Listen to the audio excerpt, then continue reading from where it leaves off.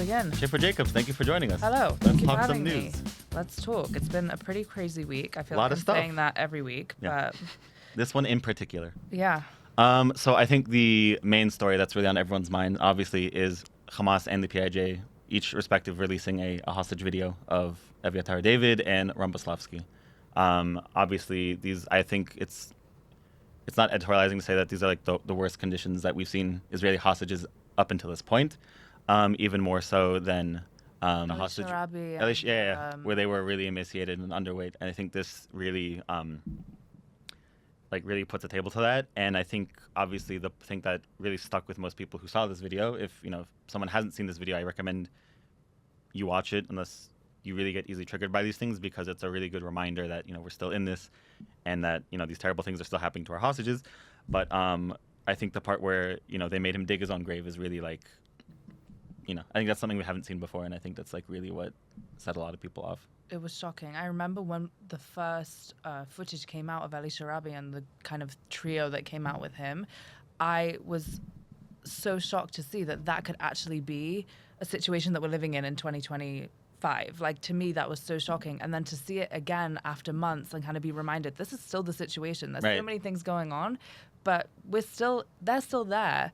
And I think it was a huge wake-up call for a lot of people, even though the hostages are always on people's minds.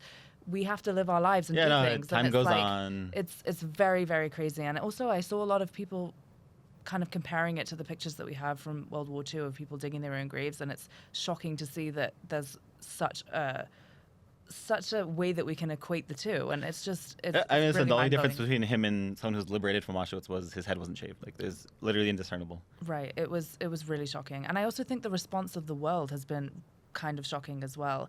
I think as more time has passed, we've seen that people are maybe speaking about it a little bit more, but the contrast of sort of what we saw when people, when the New York Times had the picture of the Gazan child and everyone was talking about it, for some reason there isn't that same sort of attention being given to these hostages.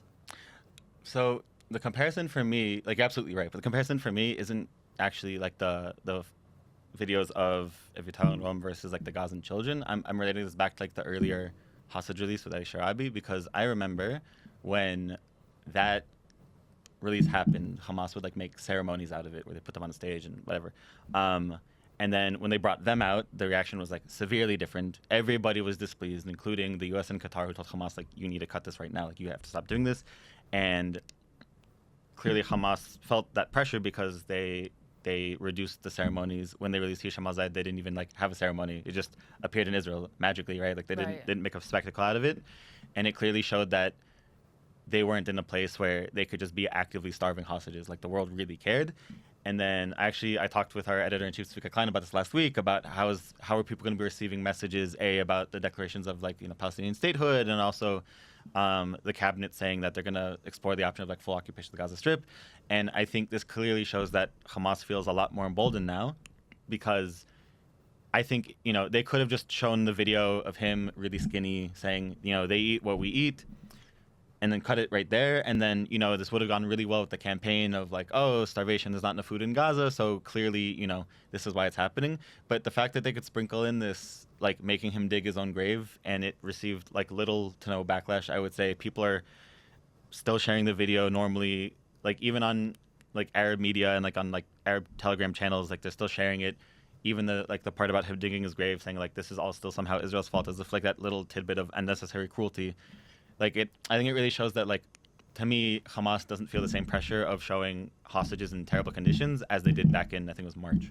I think also when we saw hostage videos that came out from after Ali Sharabi's release, the way that they were framing it was very different to what first of all, they wouldn't have had the hostages without their shirt on to show, how much they are being starved. I think they were kind of showing it in a more they're sitting on a mattress, they're talking, and they're sitting down. You can't really see what they're looking like standing up. And then, I think you're really right. Just all of a sudden, it's almost as if they know that they can get away with it. Right. And again, just shocking. Yeah, I mean, I think it's easily the worst one that's come out so far. I also can't imagine what the families are feeling. Avital's brother Eli spoke to the United Nations last night in an emergency session, and yeah, it just sounds like absolute torture for the families. Like, you can't imagine that kind of thing of someone that you love, and there really isn't a lot you can do. So when we think about the reactions that came out when these videos came out, that obviously segues into another important development, was that a lot of activists and friends of Roman Boleslavsky subsequently, after these videos came out of him, because his videos were less focused on his physical state, even though his physical state is also not so great. But it was more about his emotional state and him talking and crying and saying that, you know, he can't take this anymore. And some of his personal friends, like family friends and also activists, went down to the south and like blocked aid trucks that were meant to go into Gaza. Which, first of all, obviously shows the response and how people are feeling, which is absolutely just angry. And I think it really shows like how critical of a junction we are right now. I know it feels like every moment in the war is like the next, big thing that's going to happen or make something change direction or make things happen. But with everything that's going on right now, there's still like the fact that Israel is also upping the amount of aid going into the Gaza Strip. There's a lot of talks with the U.S. about like how the mechanism is going to work. They're trying all these different things. They're turning it back to local merchants. And like any way you cut it, whether it works or not, if it's airdrop, if it's by that, the fact is that like aid is increasing while we're essentially not agreeing to any terms or getting anything else in. And clearly a lot of Israelis are upset by that. Yeah, I think it's kind of like a double-edged sword in a lot of ways, because on the one hand, if you're looking at it from a totally outside perspective, why would people want to block aid? Right. But at the Doesn't same look good. time, No. that is not... No. That is, like, you have to look at the situation in a very nuanced way. And I'm not saying whether this is good or this is bad. Right, no. I think since the beginning of the war, everybody who is involved, whether it's Israelis or Palestinians, have been put in a completely impossible position where any decision or any move that you make is kind of just that there's always going to be these huge repercussions, and everybody feels like their hands are tied. So I think everybody's trying to make decisions. They don't feel like the government is kind of making decisions for them, or right. they can rely on them. So they're like, okay, we're going to take this into our own hands and we're going to do things.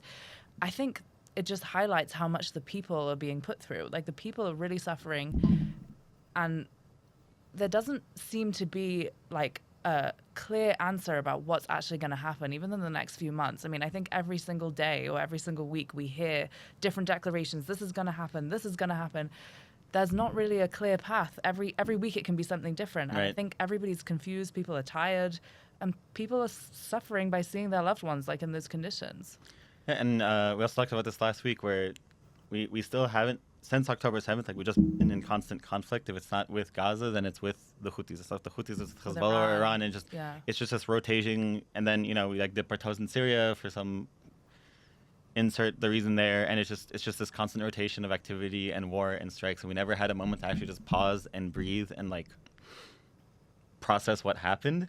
We did an interview with Tali Weissman-Gantz, who is the chairperson for WITSO, and they're basically doing a program now where they're talking about how men and soldiers are affected when they come home from war, and like what that's like for their families. And if you think about it, if somebody had a child, right before October 7th or a little bit afterwards, and somebody's been in reserves that whole time, they don't even know what their home life is even like. And that's just one person's story. Every single person has these things. And like, I think that is the side of war that I know people are talking about it, but everybody is affected in such a strong way. There was a reservist who spoke at the Knesset, I think last week, and it was on the topic of like government funding and benefits for reservists because the war is like the extended period of the war and whatnot. And they're basically saying like, we're not mercenaries. We don't want to constantly be in Miluim. Like, we're not, like, this isn't our profession. Let us go back to our lives. So like, like obviously there's like the mental aspect of just having to constantly be bogged down by war, but there's actually physically having your life uprooted and not being able to do things you want to do because you have to be in Gaza or you have to be on the border with Lebanon. And we're coming up on 2 years pretty soon. Like, it's been going on for like a very long time. I think also once October 7th happened, the immediate need that people had to know we have to protect in this moment it's very different to today. I think when people initially came, people came from all different places in the world. Yeah. Like, it was one day and everybody was there. They knew, I need to be here. After a certain amount of time, first of all, the threat is different now, I would say, after 2 years of war. I don't think really anyone feels the same existential threat Right. that we did. But they're still continuing in the same manner of like, I always need to be available. I always need to be here. And it's very crazy. Yeah, no, totally. And I guess, we'll see what happens this week. We'll see what the Security Cabinet decides about the direction of the war. We'll see how, the international community responds and what will happen that. But I do also want to talk about, if we go out of Gaza for a sec, we take our focus to the West Bank. There was another, I would say, significant development that happened, unfortunately, which maybe didn't get as much international traction, but is significant nonetheless. It's still something that happens, and we do have to talk about it. In the West Bank, Palestinian activist Awdah Hathaleen unfortunately was killed by Israeli settler Yinon Levy. Not in in any immediate threat, or projecting any immediate threat onto him. And Yinon Levy was then put on house arrest and then subsequently released. And then to make the story deteriorate even further is that during the memorial service for Awdah, the military evacuated it, and they're still holding the body only on the condition that the family will hold the process outside of the ceremony, outside of his home village. And he wasn't just a regular Palestinian activist. He was also someone who contributed to the Oscar-winning documentary No Other Land. Obviously, that was very big at the time. A lot of people felt different ways about it. It's biased, but it shows things that happened. It was very mixed. By the way, I think it's very sad that it happened. Very sad that it. I think it's very sad and unfortunate, really, that it's basically all on video. I think everyone knows that it happened, and there wasn't really any consequence after.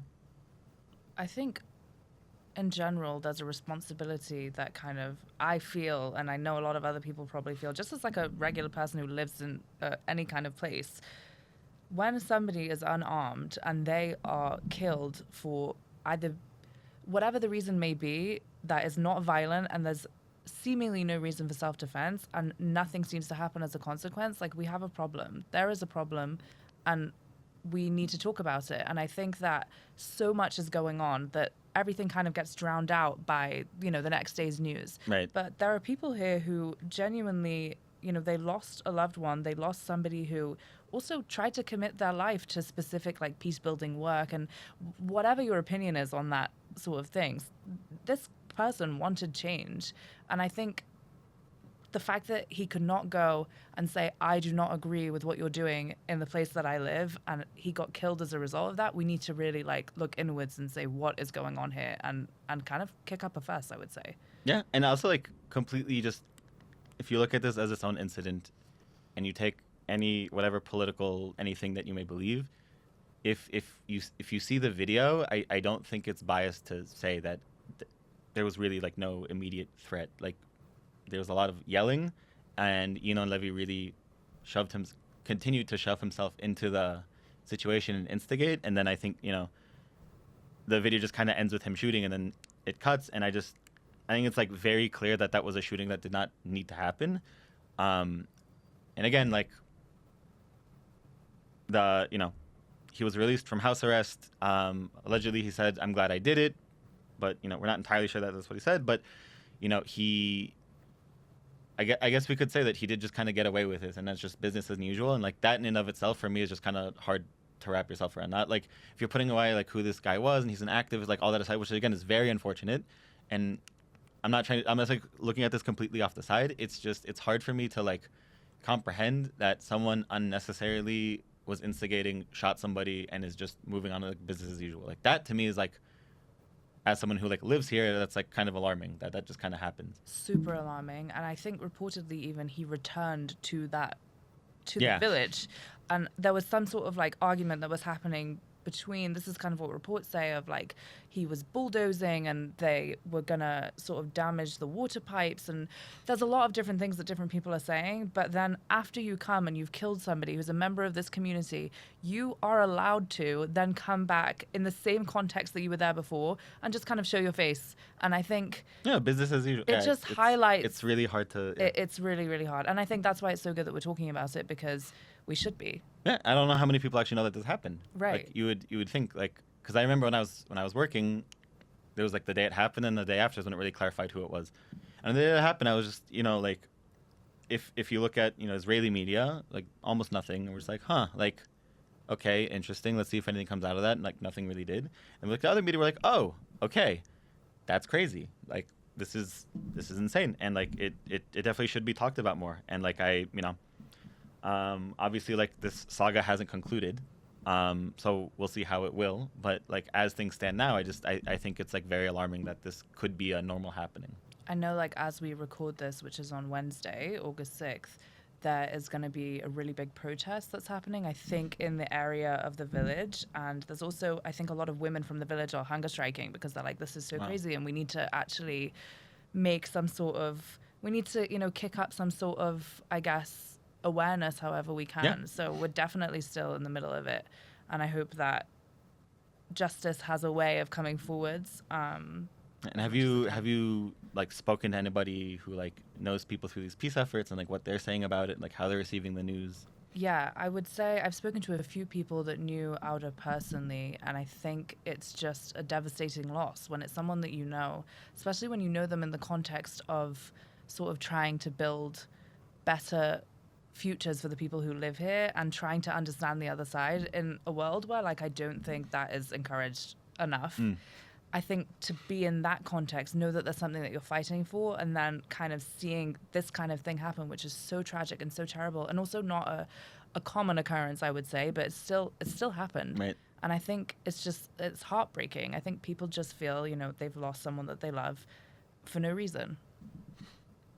Yeah, no, and it really does feel that way. Like, again, from my point of view, like if you just watch the video, you're like, wow, this really was for no reason. A common theme here is that there's a lot of disconcerting decisions being made from this current government, and I think a lot of people, again, regardless of your political beliefs, I think we're all just very confused at like what's really going on there and like how these decisions are being made. Why I think this government, their inability to actually like make decisions or inability to act is because they appear to be spending all the time just replacing people who they deem inefficient. And so we're going to talk about that now and see, dig deeper into this as to why this government just rather replaces rather than repairs.